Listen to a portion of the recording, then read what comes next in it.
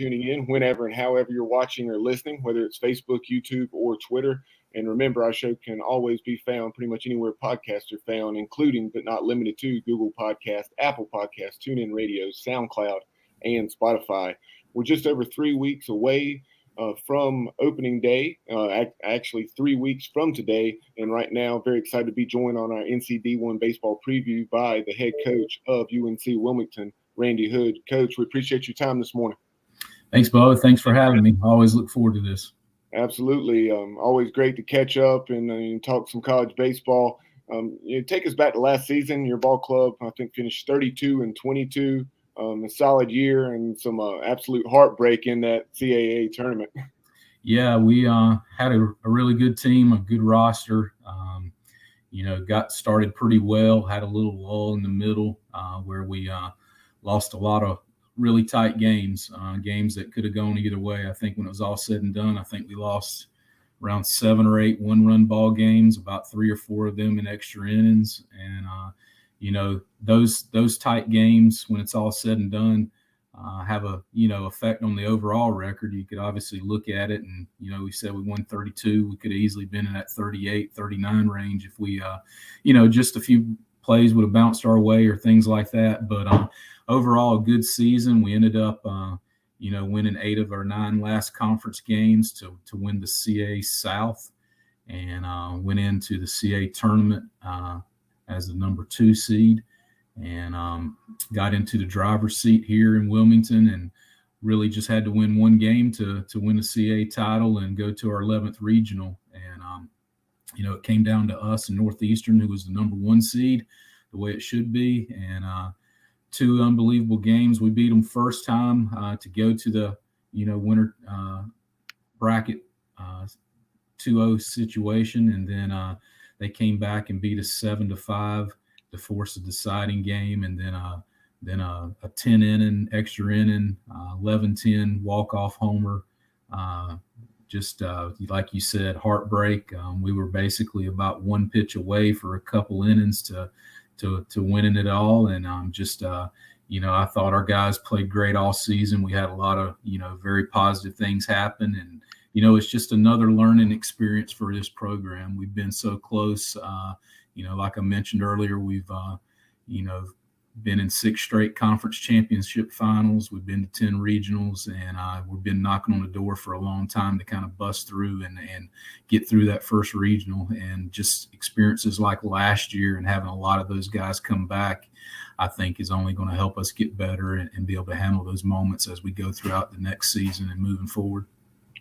Looking toward this season, I know back in mid-December, so a little over a month ago now, you had the opportunity to add a couple pieces to your staff. One is a Seahawk. He played for you guys from 2013 to 2017. Heck of a career, and got drafted. Spent a couple years in the Diamondbacks organization. And then also a guy who's no stranger to the eastern part of the state, the all-time winningest pitcher at East Carolina, Seth Maness. Yeah, we, a lot of things kind of, shook up a little bit in our coaching staff over kind of the end of the summer going into the fall. Our pitching coach, Matt Myers, who'd been with us for 3 years, resigned to go back closer to home to be with his family. There were some, things he just felt like he had to take care of. And now he's actually just got a job with Lipscomb, which I'm happy for. But, it allowed us to, elevate Kelly Sechrist, who was our volunteer coach, into the pitching coach role, who I think is going to be one of the, top pitching coaches in the country when it's all said and done. Big all-time appearance leader for us, and I'm just happy that he's got that opportunity. But it opened up the volunteer spot when it was all said and done, and we kind of went through the fall just I didn't want to kind of change things up in the middle of things, so I figured once we got done with the fall, we would, find the right people to fill the spots. But, Terrence was a guy that, a great player for us, 2013 to 17, and, has a lot of records still, but just a tough grinder, gritty guy that knows the game the right way, plays it the right way, and is going to be an excellent coach. But brought him on as the volunteer. And then, just had a lot of, people reach out to me in the past about Seth Maness, and I've known Seth for a long time. We actually recruited him back in the days when he was in high school at Pinecrest, and then obviously saw the career that he had at East Carolina and the pro career that he's had, pitching in the big leagues for over 4 years, pitching in the World Series with the Cardinals. And, he's at a point in his life, he's looking to, try to stay in the game, and college is the kind of level he'd like to be at. And, I really haven't had a position like director of player development, but was able to talk to our administration, talk to Seth, see if it's something he's interested in, and, to get into college coaching and being here in Wilmington, living here with his fiance, just a plus for us. I mean, you can't find a guy that I feel like has had the experience at all levels, and also a guy that is just really a good guy and going to be a great mentor and a person that helps our staff continue to grow and help our players grow. And I'm just really excited to have the staff that I do, but adding Terrence and adding Seth here at December was big additions for our program. Yeah, and one of the things about Seth, obviously, like you mentioned, a tremendous pitcher both at East Carolina and then in the Cardinals organization, as well as some other pro opportunities. But Seth, yes, he had tremendous stuff, but he didn't have that overpowering stuff. He was very much, a lot of times I thought of him kind of like a Greg Maddux. Yeah, I didn't get to see him pitch a lot because obviously he pitched on the weekends for East Carolina, and we didn't, play him on the weekends. We played him midweek, but you kind of follow things. I think he's still the all-time wins leader there when it's all said and done, unless somebody's passed him. But unbelievable career. I think a 4-time all-conference selection, an All-American, draft pick. And then, like I said, I mean, when it's all said and done, the guy pitched in the big leagues at the highest level for about 4 seasons and pitched in the World Series and, around a lot of big-time players. So the experiences that he has had at all levels of baseball can only help when he, is around our guys, around our program. And, I'm an everyday learner. And if I can pick the brain of our coaching staff and our players, we're here to learn every day. And I think he just brings a lot to the table to helping us improve as a program. Before we talk about what you brought in, let's talk about what you returned. Start with your infielders, and let's go around the horn, positionally, and tell us what you can about where things stand here 3 weeks before first pitch. Yeah, I mean, if you look at our team from a position player standpoint, we really only lost 2 everyday players. That was Weiss, who's just an unbelievable college player and had a great career here for us, and just solid, as good as third baseman as you're going to have in college baseball. When the ball was hit there, he's going to make plays. He's going to get big hits for you. And then we lost the other side of the corner. We lost Kip Brandenburg, who came here from Carolina as a transfer and ended up having, a solid 2 years here and was really good last year. I think he ended up at some point in the season had a 21-game hitting streak. But those are the really 2 players that we lost position player-wise. So got a lot returning, at second base. And I'll just say infield-wise, you got Jack Kroom. We've got Kevin Patera back. We've got Tabor Monjero, who plays an unbelievable shortstop. Brooks Baldwin, who is in his 4th year here. And if you think about where he's been at, he started as a freshman at first base. His sophomore year was the COVID year where we only played 16 games, but he was our starting shortstop for 16 straight games and was great there. Last year, we moved him to right field, and he played the majority of his games out there. And now, I think he's going to end up being either at second or third, or can just still do a lot of things for us. I mean, just a table setter with the bat, but drafted in the 15th round last year and decided to come back and get better and improve and hopefully take us to another level here. But having him back's a huge plus. And then obviously, you got guys like Ron Evans, who I think is going to take a big step for us. And, he's a corner guy, a big physical hitter. And we got a transfer in from Pembroke, Ethan Balcom, who I think is going to really solidify the middle of our order as a power hitter and play at solid first base. And, that's kind of infield-wise who we got back and who we're expecting. So, it's nice to have Monjero, Baldwin, Kroom, Patera, Evans, those all guys back in the mix of things. Let's shift out to the outfielders and tell us what you return, and then also maybe what you have coming in that may be able to see some early playing time. Yeah, I mean, pretty much our three starters out there, besides Baldwin, which I told you we're going to probably move him back to the infield more. But you got Dylan LaFerry, you got Noah Bridges, and you got Trevor Marsh, who are the three main returners. Chris Thorburn is back. Chris was a starter on the 2019 championship team, so you got experience there. Chris has been an unbelievable come off the bench kind of player for us, great pinch hitter, fill in at different times, just really solid left-handed bat. But, with Bridges in center and Marsh and LaFerry on the corners, you got guys right there with over 35, 40 starts last year.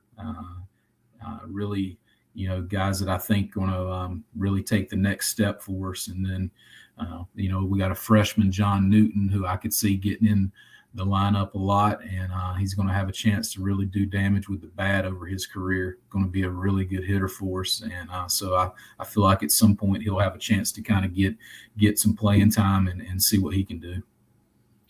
In general terms, if you would tell us about your pitching staff, and then where does the weekend rotation stand here as we're 3 weeks from first pitch? Yeah, we're still 3 weeks. There's a lot of moving parts. It's probably one of our I wouldn't say we've got a lot of great arms, but a lot of inexperience. Let's just put it that way. Before I jump into the arms, I don't want to forget our catchers. We got all-conference player Matt Suggs, who's one of the top catchers in the country, back. Kevin Patera, who I mentioned as a utility-type player that can play second, third. He's also one of our top catchers as well. And then a freshman we got in that I think is going to be a really good player, Brian Arndt. So he will see a decent amount of time back there. But from a pitching staff standpoint, like I said, when you lose your 3 weekend starters, Landon Root drafted by the Giants, Adam Smith drafted by the Padres, and then Luke Giselle, who just had an unbelievable career here. You got a lot of innings, you got a lot of opportunity available. I'm not concerned about who we put out there. I know we've got a lot of talent, just like I mentioned earlier, just all inexperienced, not a lot of people that have been in the moment. So, we've got a group of guys right now, probably about 6 or 7 guys that will run out there in the next 3 weekends. And we got a good idea who potentially will be those 3 and 4 main starters. But, you got your Jacob Schaefer, sophomore, Ethan Chenault, sophomore, Matt Gaither, a sophomore transfer lefty in that I think will be in the mix. Brett Banks, a transfer from Catawba Valley, who's got huge potential. And then you got a couple freshmen like Marty Gare, RJ Sells, Zane Taylor, Kyle Phelan. All 6 or 7 of those guys have a chance to be, those 3 or 4 main starters. And the ones that don't fit that will definitely go right to the bullpen. And, if we have to change things up as the year progresses, we will, but just feel really good with the arms we have. And that's kind of just from a starting standpoint. And I feel like we've got a really good bullpen as well. Tell us about some of those guys that you have that are proven commodities out of the bullpen. Well, the first one you got to go to is Hunter Hodges. He's a New Hanover High School grad. As a freshman last year, we threw him into the mix, and just unbelievable slider, just competitor. He was first team all conference as a reliever last year.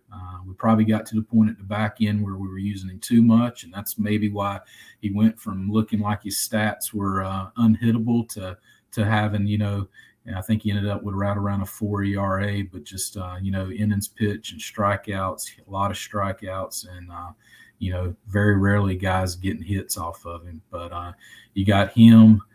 You've got, Jason Hudak. You got the Benton brothers back, Cody and Cole. And then you got Luke Craig, who I think is going to make a huge jump for us from just a role standpoint. Didn't pitch a lot as a freshman last year, but works his tail off, had a good summer, and has a chance to be a dominant lefty in the back of the bullpen for us when it's all said and done. And just like I mentioned, several of those guys that I have right now working as starters, 3 or 4 of them will probably slide to the bullpen when it's all said and done. So feel really good about the depth of our arms. A lot of good stuff, a lot of different options, a lot of lefty righty combinations. So we can mix and match it as good as anybody, and just got to get them out there, get their feet wet, and see where everybody fits. You've obviously referenced some of these guys, but talk about in general terms, how many new pieces do you have to your roster, and how many from the high school ranks as well as transfers? Yeah, I think when it's all said and done, we've got, and again, we're still dealing with a little larger roster than what you would typically have, but on COVID and that has kind of allowed college baseball to take in a little bit more and handle a little bit more from a roster standpoint over the last couple of years. But I think we've got 25 letter winners returning, and we got 18 newcomers. When it's all said and done, we're right there at the 40-man roster as we start in 3 weeks. And, I think out of those newcomers, I want to say 11 or 12 are freshmen, and then about 5 or 6 junior college transfers. And then we've got, like I mentioned, Ethan Balcom, who graduated from Pembroke and is their all-time home runs leader, and then Matt Gaither, who came from a Division III school. Taking a look at your schedule, one of the great things about being located where you are is being able to play a lot of home games, 34 home games, including 8 straight to start the season. You have some programs like St. John's and also Rutgers and Illinois out of the Big Ten coming in. Yeah, it's another challenging schedule. I contemplate every year is how many we want to play at home, how many we want to get on the road. It seems like more and more that from an RPI standpoint, the more games you can play on the road and win solid games probably helps your RPI as much as possible. But I like playing at home. Everybody likes playing at home. We have a home field advantage here that I just feel like, I think we were 27-9 at home last year, and I think we were 5-13 on the road. So one thing that I've talked to our team about since the end of last year is we've got to do better on the road. I don't think we do anything crazy as far as preparation. I just think we've got to play better when we get on the road, and because road wins mean a lot more in the RPI than a home win when it's all said and done, the way they factor things. So but yeah, we got a great schedule. We open up with a 4-game weekend with Middle Tennessee State and St. John's, 2 really good programs, one out of Conference USA and the other out of the Big East. And, St. John's is a history of being one of the best Northern teams out there. I know they'll be ready to go. And then the second weekend, we're hosting the Carolina Coastlines Classic with Coastal Carolina. And we're basically bringing in Rutgers, Illinois, Middle Tennessee State, and Ball State. And we will play Ball State, Rutgers, and Illinois here in Wilmington on Friday, Saturday, and Sunday. So that'll be a great weekend for us against some very quality competition. We'll return a trip to App State the 1st of March, which I'm just hoping that it's not crazy cold in Boone. But I told Kermit that, he came down here a couple times over the last few years, and I said, you know what, we'll go back and return that trip at some point. And it just worked out that was the best weekend this year. I wanted to go ahead and get it done. And I told our team, we went to Kentucky a couple years ago, and it was as cold as I've ever been the 1st of March. So I know Boone could be cold, but I feel like whatever it is, we'll be ready to handle it, and we'll go up there and play. That'll be our first road trip. Come back, play Kennesaw State the 4th weekend, and then we've got a pretty much a full week of Ohio State. They're coming down, spending Tuesday through Sunday in Wilmington, and play us on Wednesday, and then a weekend series. So that'll be great against a very quality upper end Big Ten opponent. And excuse me, but that was something that really jumped out, that 4-game series with Ohio State with the off day on Thursday. Yeah, they're going to come in. I mean, it's talk to Coach Bills, and they're going to come in on Tuesday and practice, and then play us Wednesday, and then I'm letting them, stay here and practice Thursday, and then we'll play them on the weekend. But I think sometimes you just got to be, you got to do different things in college baseball to help people out and do things that kind of work your schedule, and to get a quality opponent like that, and keep his spring break travel a little bit different. He was fine and wanted to do something like that, and we're going to return a trip to Columbus, Ohio in 2024 and go up there and play them. And so it works out for all of us. And again, it'll be a good week of baseball against a quality opponent. And after that, we jump into our conference schedule, and it'll be a challenging schedule as well. And all our midweeks, which are scattered throughout the year, you got home and homes with East Carolina, Coastal Carolina, NC State, North Carolina, and Campbell. So there's nothing easy at playing any of those teams. Yeah, like you're saying, going back very quickly to the Ohio State situation, it makes a lot of sense, even though it's very unusual. You see teams go 2 or 3 places a lot of times over spring break like that. You save on costs there, but then you also maximize your field time to have those practices that you referenced to get better. Yeah, I mean, probably I don't know if everyone would do what we do, but I'm a college baseball fan. I'm a baseball person, and if they want to come in and work out and practice a couple days and play us for 4, and it's a good opponent, and we're going to turn around and they give us the same kind of hospitality in a couple years, I'm all for that. And like I said, it just makes sense, and just looking forward to that. That'll be a good week of baseball for our program and theirs. No doubt about it. And Coach, really appreciate you being so generous with your time this morning, as we're 3 weeks away from the season, and we definitely look forward to having you back on throughout 2022.